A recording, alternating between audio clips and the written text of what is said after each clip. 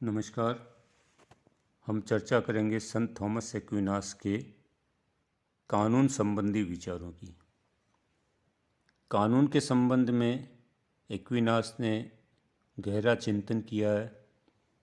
उसने कानून की व्याख्या करते हुए अरस्तु, सिसरो, रोमन विधि शास्त्रियों के विचारों में समन्वय स्थापित करने का प्रयास किया है। हार्मन के अनुसार थॉमस का प्रमुख प्रयास कानून के सिद्धांत के विकास की ओर था और इसी प्रयास के कारण वह राजनीति शास्त्र के क्षेत्र में प्रख्यात है। कानून की परिभाषा। यूनानी विचारधारा के अनुसार कानून विवेक और बुद्धि का परिणाम है। कानून किसी व्यक्ति विशेष की इच्छा की अभिव्यक्ति नहीं होता है। दूसरी ओर रोमन विचारधारा के अनुसार कानून बुद्धि पर आधारित सम्राट या व्यक्ति विशेष की इच्छा की अभिव्यक्ति का साधन होता है। लेकिन एक्विनास ने इन दोनों विरोधी दृष्टिकोण के बीच का मार्ग ग्रहण करते हुए कानून को बुद्धि का परिणाम और व्यक्ति विशेष की इच्छा की अभिव्यक्ति के रूप में स्वीकार किया है। एक्विनास के कानून की निम्न विशेषताएं हैं। पहला, कानून विवेक व बुद्धि और शासन की इच्छा का सम्मिश्रण है जिसके द्वारा सामान्य हितों की पूर्ति की जाती है। दूसरा, कानून शासक के आदेश हैं और वह शासक के विवेक के अनुशासन का ही पूर्ण रूप है। तीसरा,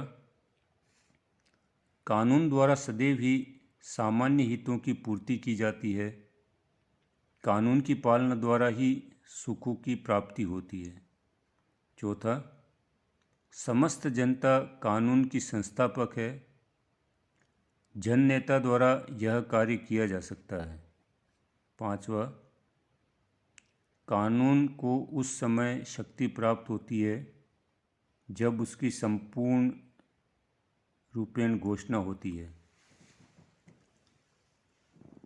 कानूनों का वर्गीकरण 4 भागों में किया है। शाश्वत, मानवीय, प्राकृतिक और दैवी कानून। पहला, शाश्वत कानून। शाश्वत कानून ईश्वरीय विवेक का प्रतीक है। समस्त सृष्टि ईश्वरीय कानून के अनुसार निर्मित व संचालित है तथा उसी के अधीन है। शाश्वत कानून प्रत्यक्ष और अप्रत्यक्ष रूप से अन्य सब प्रकार के कानूनों का स्रोत है। मनुष्य शाश्वत कानूनों का पूर्ण ज्ञान प्राप्त नहीं कर सकता, लेकिन आध्यात्मिक तत्व के कारण वह इनका आंतरिक रूप में अनुभव करता है। दूसरा, प्राकृतिक कानून। इसके माध्यम से मनुष्य को भले और बुरे, सत्य और असत्य के बीच अंतर का ज्ञान प्राप्त होता है और वह सत्य की प्राप्ति करता है और असत्य से निवृत्ति पाता है। इस कानून की उत्पत्ति शाश्वत कानून से होती है। प्राकृतिक कानून स्वभावतः सभी के लिए समान होता है और विश्व में सभी वस्तुओं में समान रूप से व्याप्त होता है, परंतु विशेष काल व परिस्थितियों में इसमें भिन्नता पाई जा सकती है। प्राकृतिक कानून मनुष्य की अनेक इच्छाओं की पूर्ति की व्यवस्था करता है।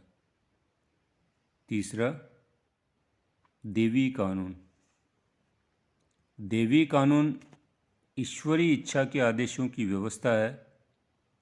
मानव जीवन का उद्देश्य सांसारिक सुखों की प्राप्ति के साथ साथ परलौकिक सुखों की प्राप्ति करना भी है, जिससे आत्मिक सुख मिलता है। मनुष्य यह सुख दैवी कानूनों के माध्यम से ही प्राप्त कर सकता है। इस कानून का निर्माण ईश्वर द्वारा होता है, लेकिन धर्म ग्रंथों में लिपिबद्ध कर दिया जाता है। इस कानून का उद्देश्य है कि दोष रहित ढंग से मनुष्य को ईश्वरीय सत्य की ओर ले जाना, जिससे शाश्वत कल्याण या मुक्ति अथवा मोक्ष कहा जाता है।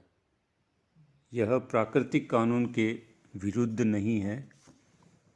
चौथा, मानवीय कानून उपरोक्त सभी कानूनों से भिन्न है। मानवीय कानून मानवीय विवेक की उपज है और प्राकृतिक कानून ही इसका स्रोत है। जब प्राकृतिक कानून सामाजिक परंपरा का रूप लेकर राज्य द्वारा अनुमोदित कर दिया जाता है तो वह मानवीय कानून का रूप ग्रहण कर लेता है। इसका पालन मनुष्य के लिए अनिवार्य हो जाता है। मानवीय कानूनों द्वारा समाज का संचालन, शांति और व्यवस्था को बनाए रखने की व्यवस्था भी की जाती है। मानवीय